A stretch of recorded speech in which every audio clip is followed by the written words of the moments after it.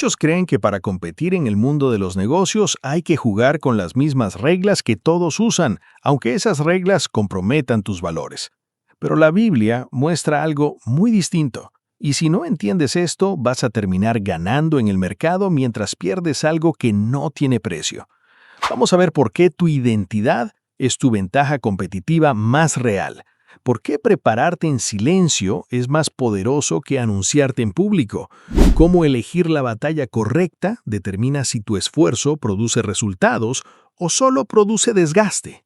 ¿Por qué entrar al mercado con lo que tienes, aunque parezca poco, es exactamente lo que la Biblia enseña? Cómo manejar la presión de los que dudan de ti sin perder el enfoque, y finalmente, el principio que conecta todo, actuar con convicción cuando los números no te favorecen. Y cómo todo esto se conecta con la historia de un joven que enfrentó al competidor más intimidante de su generación y ganó, no porque tenía más recursos, sino porque tenía un fundamento diferente. Punto 1. Tu identidad es tu ventaja, no tu desventaja.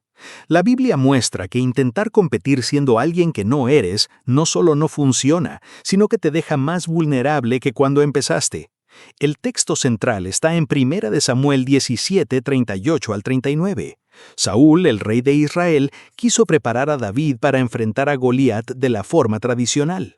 Le puso su propia armadura, le dio su espada, le equipó con todo lo que un guerrero profesional necesitaría para esa batalla. Y David lo intentó. Se puso la armadura, intentó caminar con ella, y luego dijo algo que resuena con una fuerza enorme para cualquier persona que esté compitiendo hoy. Yo no puedo andar con esto porque nunca lo practiqué. Y se quitó la armadura. Volvió a lo que era. Tomó su cayado, eligió 5 piedras lisas del arroyo, tomó su honda y fue hacia Goliat siendo exactamente quien era.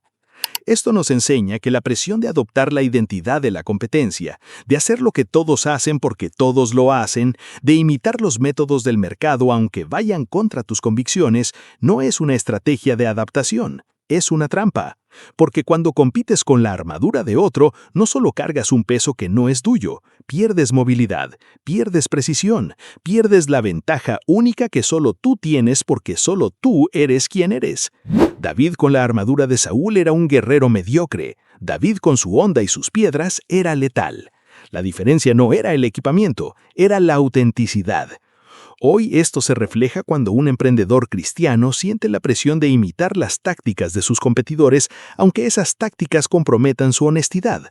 Cuando un profesional de fe siente que tiene que esconder sus valores para ser tomado en serio en su industria.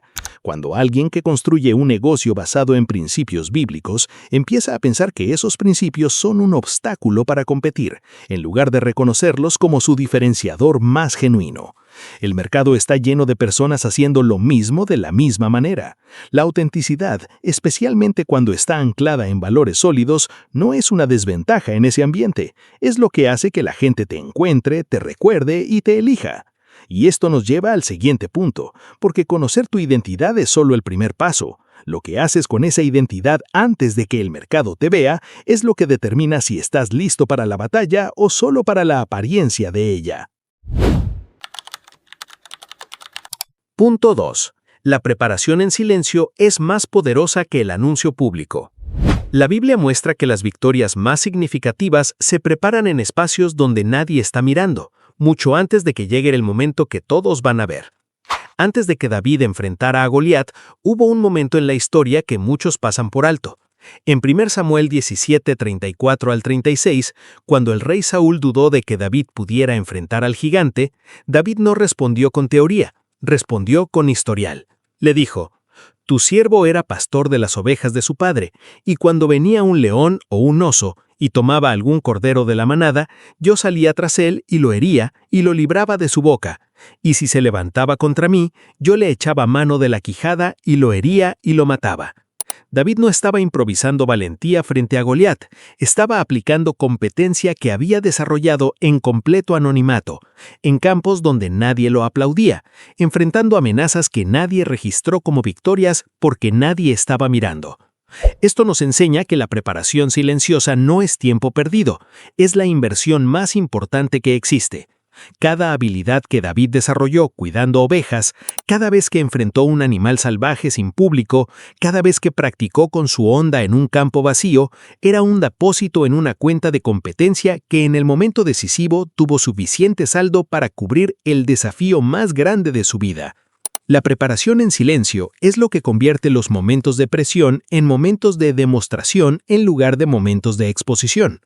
Aquí es donde muchos se incomodan, porque vivimos en una cultura, incluso dentro de los círculos cristianos de negocios, que glorifica el anuncio por encima de la preparación, que valora más el lanzamiento visible que el desarrollo invisible, que celebra el momento en que algo sale al mercado, pero ignora completamente los meses o años de trabajo silencioso que determinan si ese lanzamiento tiene sustancia o solo tiene apariencia. Y hay emprendedores que invierten más energía en comunicar lo que van a hacer que en desarrollar la capacidad real de hacerlo. Y cuando llega la presión del mercado, cuando aparece el Goliat del negocio, la armadura del anuncio no protege a nadie. Hoy, esto se refleja cuando alguien lanza un negocio o un servicio antes de haber desarrollado la competencia real para entregarlo con excelencia, cuando se anuncia un producto antes de que esté listo, porque la presión social de parecer activo es más fuerte que la disciplina de perfeccionar antes de publicar, cuando se busca visibilidad antes de tener solidez, audiencia antes de tener contenido de valor, clientes antes de la capacidad de servirlos bien. La preparación en silencio no se ve, pero se nota en todo.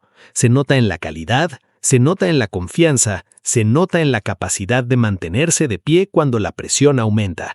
Y esto nos lleva al siguiente punto, porque prepararse bien no garantiza nada si no sabes elegir en qué batallas invertir esa preparación. Punto 3. No todas las batallas merecen tu energía.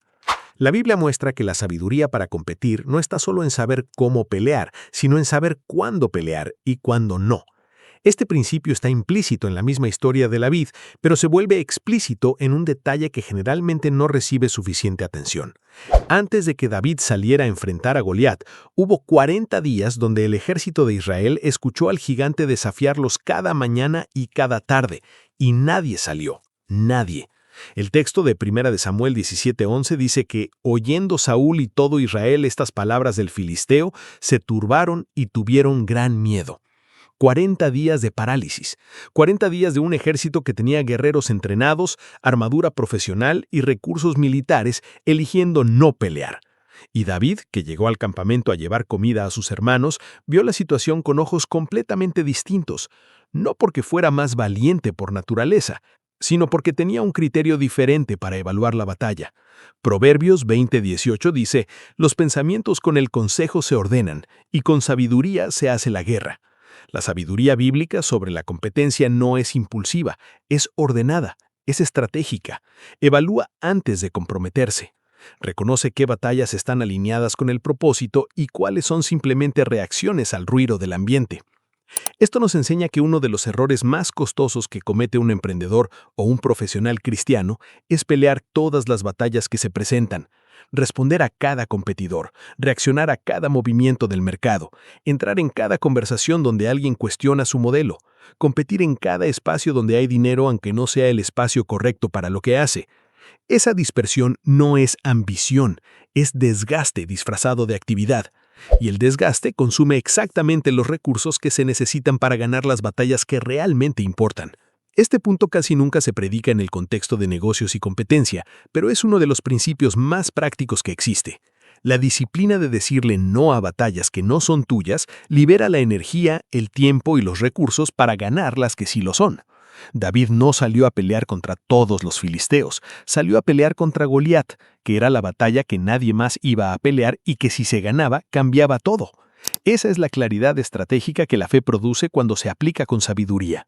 Hoy esto se refleja cuando un negocio gasta energía compitiendo en precio con competidores que tienen economías de escala que él nunca va a tener. Cuando un profesional pasa horas respondiendo críticas en redes sociales que no aportan nada a su crecimiento. Cuando un emprendedor entra en mercados que no conoce porque parece que ahí hay dinero, en lugar de profundizar en el mercado donde ya tiene ventaja real. Elegir la batalla correcta no es cobardía, es la forma más inteligente de usar lo que tienes. Y esto nos lleva al siguiente punto, porque una vez que identificas la batalla correcta, el siguiente error más común es esperar tener más recursos antes de entrar. Punto 4. Entra al mercado con lo que tienes, no con lo que te falta. La Biblia muestra que Dios no espera que tengas todo lo que crees necesitar para hacer lo que te llamó a hacer. Espera que uses con fidelidad lo que ya tienes. De vuelta en 1 Samuel 17, cuando David decidió enfrentar a Goliat, no fue a buscar mejores armas, no esperó entrenamiento adicional, no pidió más tiempo para prepararse. Tomó lo que tenía: su honda, su experiencia como pastor y 5 piedras del arroyo. Eso era todo. Y desde la perspectiva humana, desde la perspectiva de cualquier analista militar de ese momento, era ridículo. Goliat era un guerrero profesional, con armadura completa, lanza, escudo y escudero. David era un joven pastor con una honda. La asimetría era absoluta. Y David entró de todas formas. Lucas 16:10 ya lo vimos en el video anterior, pero aquí cobra otro nivel de significado. El que es fiel en lo muy poco, también en lo más es fiel. La fidelidad con lo poco no es resignación, es el principio de activación que abre el acceso a lo mucho. David fue fiel con una honda en campos donde nadie miraba, y esa fidelidad fue exactamente lo que Dios usó para derribar al gigante que nadie más podía enfrentar.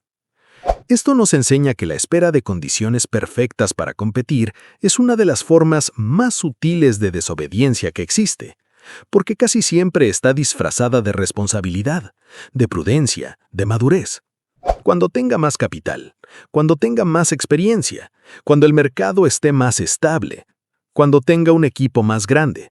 Y mientras tanto, la oportunidad pasa, el mercado se mueve y el momento donde la habilidad que tienes hoy era exactamente lo que se necesitaba, desaparece. No porque no tuviera suficiente, sino porque esperaste tener más antes de usar lo que ya tenías. Esto está en la Biblia, aunque pocos lo aplican con esta claridad. Dios no multiplica lo que no usas, multiplica lo que pones en movimiento. El milagro de los panes y los peces en Juan 6 no comenzó con Jesús creando comida de la nada, comenzó con lo poco que un niño estaba dispuesto a entregar. La viuda de 2 Reyes 4 no recibió aceite infinito hasta que empezó a verter el poco aceite que tenía. El principio es consistente a través de toda la Escritura. La obediencia con lo poco precede la provisión de lo mucho. Hoy, esto se refleja cuando un emprendedor con habilidades reales, con un producto o servicio que genuinamente resuelve un problema, posterga el lanzamiento porque siente que todavía no está listo. Cuando un profesional de fe no entra en conversaciones importantes de su industria porque cree que primero necesita más credenciales. Cuando alguien con una idea clara y valores sólidos espera el momento perfecto que nunca llega, mientras personas con menos preparación pero más disposición a actuar capturan el espacio que podría haber sido suyo. Entrar con lo que tienes no significa entrar sin preparación. Significa no convertir la búsqueda de más recursos en una excusa para no usar los que ya tienes. Y esto nos lleva al siguiente punto. Porque cuando decides entrar al mercado siendo quien eres, con lo que tienes, vas a encontrar algo que David también encontró antes de llegar al campo de batalla: personas cercanas que dudan de ti. Punto 5. Maneja la presión de los que dudan sin perder el enfoque. La Biblia muestra que el desánimo más peligroso no viene de los competidores, viene de las personas cercanas que no pueden ver lo que tú ves. En 1 Samuel 17, 28 al 30, hay un momento que muchos omiten cuando cuentan la historia de David y Goliat. Cuando David llegó al campamento y empezó a preguntar sobre Goliat y sobre lo que el rey ofrecía al que lo derrotara, su hermano mayor Eliab lo escuchó y reaccionó con dureza. Le dijo: ¿Para qué bajaste acá? ¿Y a quién has dejado aquellas pocas ovejas en el desierto? Yo conozco tu soberbia y la malicia de tu corazón. Su propio hermano, alguien que lo conocía de toda la vida, alguien que debería haberlo apoyado, lo acusó de soberbia, de abandono, de tener malas intenciones. Y David respondió con algo que revela una madurez extraordinaria. Dijo simplemente: ¿qué he hecho yo ahora? ¿No es esto mero hablar? Y se apartó de él y siguió hablando con otros. No se detuvo, no entró en la discusión, No gastó energía defendiéndose de alguien que no tenía la capacidad de ver lo que él veía. Se apartó y continuó. Esto nos enseña que la respuesta correcta al desánimo externo no es la defensa prolongada ni la confrontación emocional, es el enfoque continuo. David no necesitaba que Eliab lo entendiera para obedecer a Dios. No necesitaba la aprobación de su hermano para saber que tenía que hacer lo que tenía que hacer. Y esa independencia emocional, esa capacidad de recibir el cuestionamiento sin derrumbarse y sin distraerse, es una de las formas más prácticas de competir sin comprometer la fe. Porque cuando tu convicción depende de la validación de los que te rodean, cualquiera que dude de ti tiene el poder de detenerte. Aquí es donde muchos se incomodan, porque la cultura cristiana a veces confunde el sometimiento con la parálisis. Confunde la humildad con la incapacidad de avanzar cuando alguien cercano no está de acuerdo. Y hay personas que tienen un llamado claro, una preparación real y una oportunidad genuina, pero que se quedan inmóviles porque alguien en quien confían dijo, no creo que puedas, o eso no va a funcionar, o ¿quién eres tú para hacer eso? David escuchó exactamente esas palabras de su propio hermano y siguió caminando hacia el campo de batalla. Hoy esto se refleja cuando un emprendedor cristiano abandona un proyecto con potencial real porque un familiar cercano expresó dudas, cuando un profesional de fe no propone su idea en una reunión importante porque anticipa el escepticismo de sus colegas, cuando alguien con una convicción genuina pospone actuar porque las personas a su alrededor no pueden ver todavía lo que él ya sabe. Manejar la presión de los que dudan no significa ignorar toda retroalimentación, significa desarrollar la capacidad de distinguir entre el consejo sabio que vale considerar y el ruido emocional que solo hay que dejar pasar. Y esto nos lleva al sexto y último punto, que es el que conecta todo lo que hemos visto y que determina si los primeros 5 principios producen resultados o solo producen buenas intenciones. Punto 6. Actúa con convicción cuando los números no te favorecen. La Biblia muestra que la fe bíblica no es la ausencia de análisis, es la capacidad de actuar con convicción cuando el análisis humano dice que las probabilidades están en tu contra. El momento más revelador de toda la historia de David y Goliat no es cuando la piedra golpea la frente del gigante, es lo que David dijo justo antes de correr hacia él. En 1 Samuel 17, 45 al 47, David le declaró a Goliat, «Tú vienes a mí con espada y lanza y jabalina, mas yo vengo a ti en el nombre de Jehová de los ejércitos, el Dios de los escuadrones de Israel, a quien tú has provocado. Jehová te entregará hoy en mi mano, y yo te venceré, y toda esta congregación sabrá que Jehová no salva con espada y con lanza, porque de Jehová es la batalla, y él os entregará a nuestras manos». Y después de decir eso, el texto dice algo extraordinario en el versículo 48. David corrió hacia Goliat. No caminó, corrió, con plena convicción, con total compromiso, en dirección al problema más grande que enfrentaba sin esperar más confirmaciones. Esto nos enseña que la convicción bíblica no paraliza, activa. No produce timidez disfrazada de prudencia, produce movimiento decidido hacia donde Dios ha señalado. David no tenía garantías humanas, no tenía precedentes de victorias similares que pudiera mostrar. Tenía historial personal con Dios y tenía la convicción de que esta batalla estaba alineada con ese historial. Y eso fue suficiente para correr hacia el gigante cuando todos los demás llevaban 40 días corriendo en sentido contrario. Este punto casi nunca se predica con esta profundidad, porque es incómodo. Porque implica que hay momentos donde la fe genuina se ve desde afuera exactamente igual que la imprudencia, que hay decisiones que no van a ser entendidas por todos, que hay movimientos de negocio, de carrera, de vocación, que van a parecer arriesgados o incluso irracionales para quienes no tienen la misma convicción. Y la diferencia entre la fe que actúa y la imprudencia que actúa no siempre es visible en el momento de la decisión, se revela en el fundamento que hay debajo, en el historial de fidelidad que precede al momento de acción, en el carácter que se formó en los campos silenciosos antes de que llegara el campo de batalla público.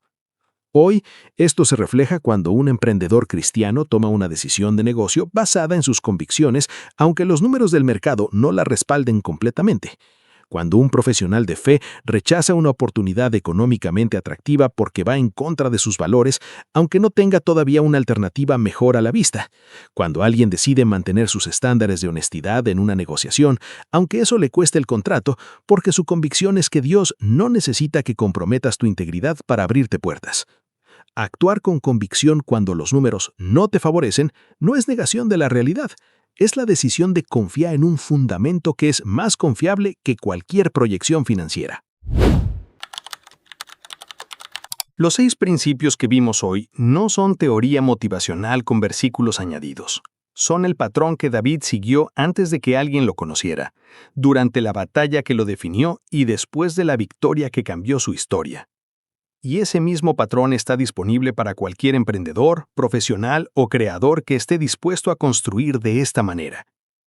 Si quieres una segunda parte donde veamos casos bíblicos específicos de personas que compitieron con fe en entornos hostiles y ganaron, déjalo en los comentarios.